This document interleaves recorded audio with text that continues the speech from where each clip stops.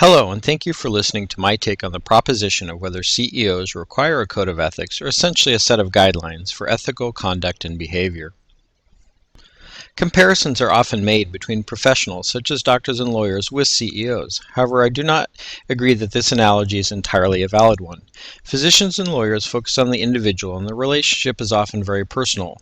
This demands an extremely high level of responsibility that society has managed and assured through mentoring processes, the taking of oaths, meeting of standards, and rigorous testing, as well as continued education. In my view, these are really both sciences, in that they subscribe to a body of literature which is constantly updated, and also to which each practitioner is expected to be up to date. In contrast, however, CEOs do not have the close personal relationship with their customers that these other two professions have, and as well as no academic body of literature to which they are held accountable. I believe these differences have led us, and them as well, to believe they are not held to the same high standards. However, in my opinion, the crux of the issue is really about power, corporate citizenship, and the ability to enact change. It is my assertion that with increasing power and influence comes increasing responsibility.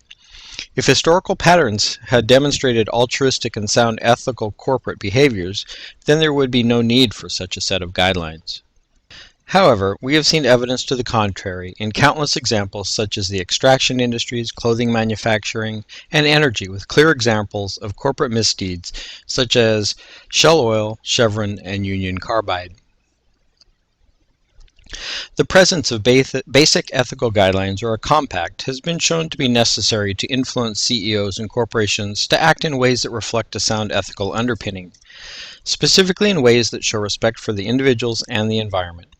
The stereotypical sole focus of the CEO, namely the pursuit of shareholder profits to the exclusion of all other issues or stakeholders, is not valid, as we also have numerous examples of ethical behavior and great profits. Companies like Starbucks, which have set very high standards.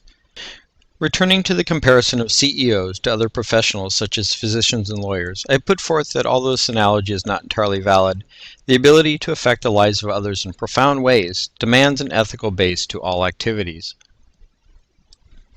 If you want to be unethical, and only you as an individual may suffer the consequences, then that is your right. However, the moment your behaviors impinge on my or anyone else's rights, ethical and moral codes must come into play. Where the analogy between professions does ring true is that power and influence bring with them responsibility. You can profoundly affect the lives of others, both positively and negatively, without conscientious behavior that is of sound moral basis. Thank you for your time.